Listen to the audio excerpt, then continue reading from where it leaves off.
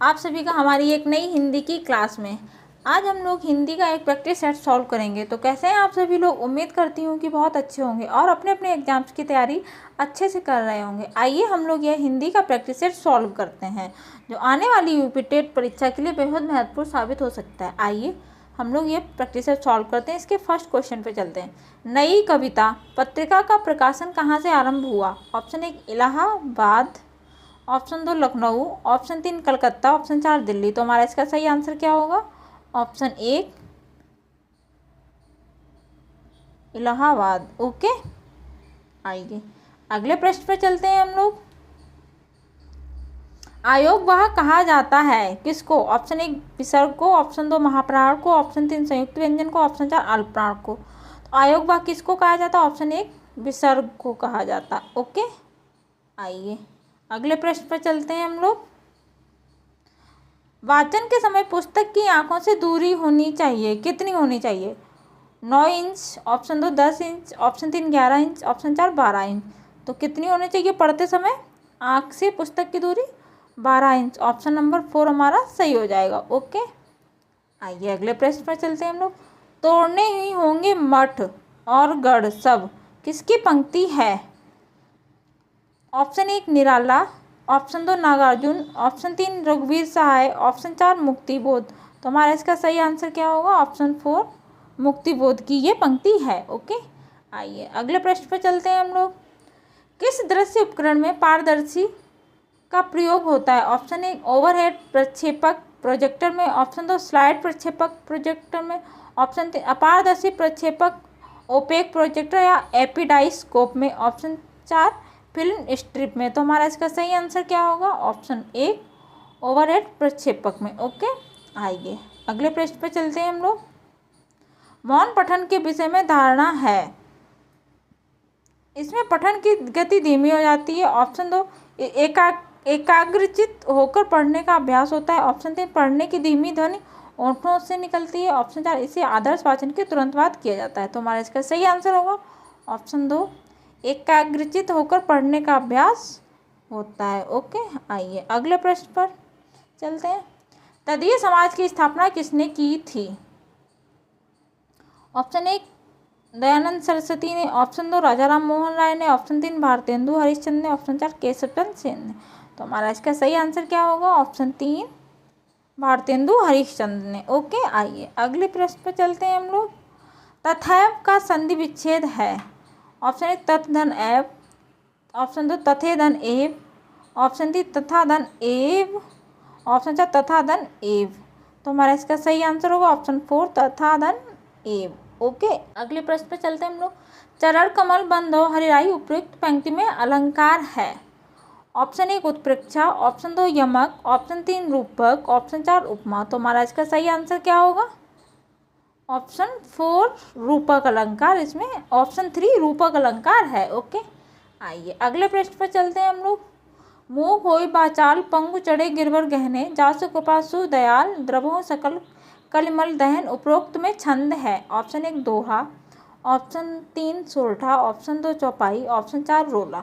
तो हमारा इसका सही आंसर क्या हो जाएगा? ऑप्शन 3 सोरठा। ओके, इसमें कौन सा छंद है? सोरठा। ओके, आइए अगले प्रश्न पर चलते हैं हम लोग। मधुलिका जयशंकर प्रसाद की किस कहानी का पात्र है? ऑप्शन 1 आकाशदीप, ऑप्शन 2 इंद्रजाल, ऑप्शन 3 गुंडा, ऑप्शन 4 पुरस्कार। तो हमारा इसका सही आंसर क्या होगा? ऑप्शन 4 पुरस्कार। ओके, आइए अगले प्रश्न पर चलते हैं हम लोग। आधे अधूरे नाटक के रचनाकार हैं? ऑप्शन 1 अमृतलाल नागर, option 2 Mannu Bhandari, option 3 Mohan Rakesh, option 4 Nirmal Verma. तो हमारा इसका सही आंसर क्या होगा?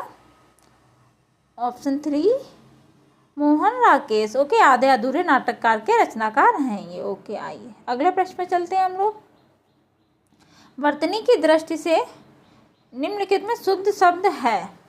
रचयिता, रचयिता, रचयिता, रचयिता। तो हमारा इसका सही आंसर क्या हो जाएगा? ऑप्शन 2 रचयिता। ओके, आइए अगले प्रश्न में चलते हैं हम लोग। कर्म कारक का चिन्ह है? ऑप्शन 1 ने, ऑप्शन 2 से के द्वारा, ऑप्शन 3 को, ऑप्शन 4 को के लिए हेतु। तो हमारा इसका सही आंसर क्या होगा? ऑप्शन 3 को, कर्ता ने कर्म को। ओके, इसका हमारा चिन्ह है। आइए अगले प्रश्न पे चलते हैं हम लोग।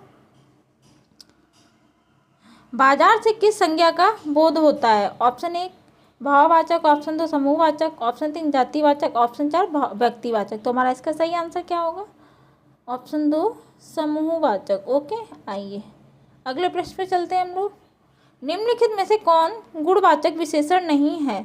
ऑप्शन 1 गोल, ऑप्शन 2 अधिक, ऑप्शन 3 नुकीला, ऑप्शन 4 भीतरी। तो हमारा इसका सही आंसर क्या होगा? अधिक। अधिक इसमें कोई गुणवाचक विशेषण नहीं है। ओके, आइए अगले प्रश्न पर चलते हैं हम लोग। मुख्य क्रिया के अर्थ को स्पष्ट करने वाली क्रिया होती है।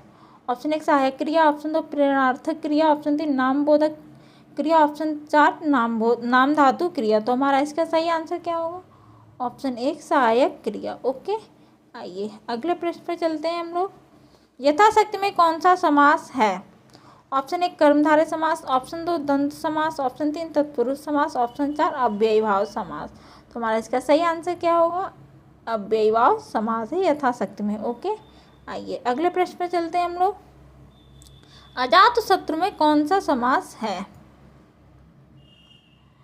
ऑप्शन 1 तत्पुरुष, ऑप्शन 2 द्वंद्व, ऑप्शन 3 कर्मधारय, ऑप्शन 4 बहुव्रीहि। तो हमारा इसका सही आंसर क्या होगा? ऑप्शन 2 द्वंद्व समास। ओके, आइए अगले प्रश्न पर चलते हैं।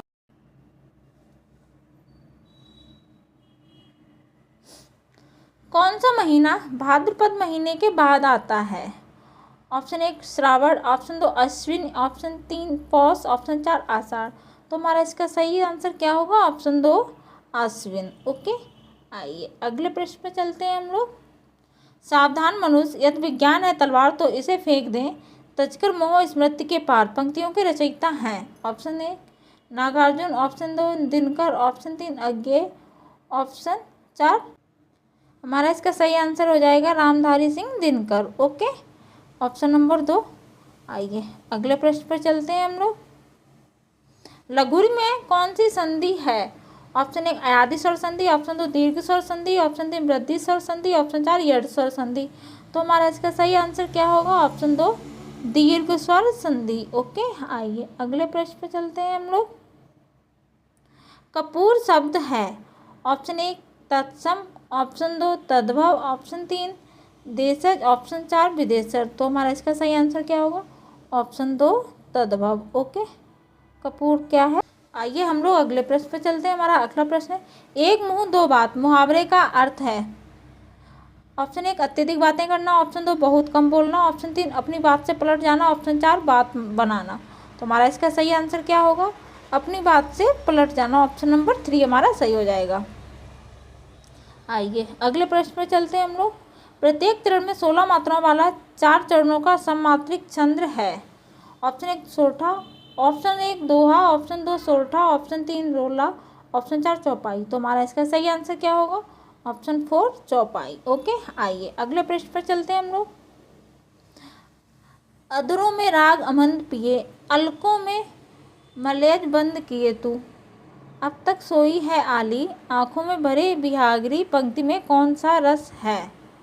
ऑप्शन 1 करुण, ऑप्शन 2 शांत, ऑप्शन 3 श्रृंगार रस, ऑप्शन 4 वात्सल्य। तो हमारा इसका सही आंसर क्या होगा? ऑप्शन 3 श्रृंगार रस। ओके, आइए अगले प्रश्न पर चलते हैं हम लोग। अंधा कुआं नाटक के लेखक हैं। Option 1 Mohan Rakesh, option 2 Vishnu Prabhakar, option 3 Jagdish Chandra Mathur, option 4 Lakshmi Narayan Lal. तो हमारा इसका सही आंसर क्या होगा? ऑप्शन 4 लक्ष्मी नारायण लाल। ओके, आइए अगले प्रश्न पर चलते हैं हम लोग। आज शब्द को स्त्रीवाचक बनाने के लिए किस प्रत्यय का प्रयोग होगा? ऑप्शन 1 ई, ऑप्शन 2 इक, ऑप्शन 3 आ, ऑप्शन 4 ई। तो हमारा इसका सही आंसर क्या होगा? ऑप्शन 3 आ। ओके, आइए अगले प्रश्न पर चलते हैं हम लोग। प्रथम तार सप्तक का प्रकाशन वर्ष है। Option 1 1943, option 2 1938, option 3 1954, option 4 1941। तो हमारा इसका सही आंसर क्या होगा? ऑप्शन 1 1943। 43। ओके, आइए अगले प्रश्न पे चलते हैं हम लोग। उल्का सी रानी दिशा दीप्त करती थी, पंक्ति में कौन सा अलंकार है? ऑप्शन 1 यमक, ऑप्शन 2 रूपक, ऑप्शन 3 उत्प्रेक्षा, ऑप्शन 4 उपमा। तो हमारा इसका सही आंसर क्या होगा? ऑप्शन 4 उपमा अलंकार है इसमें। ओके, वीडियो अच्छी लगी हो तो एक लाइक सब्सक्राइब जरूर कर दें। मिलते हैं कल एक नई वीडियो के साथ, तब तक के लिए बाय एंड धन्यवाद।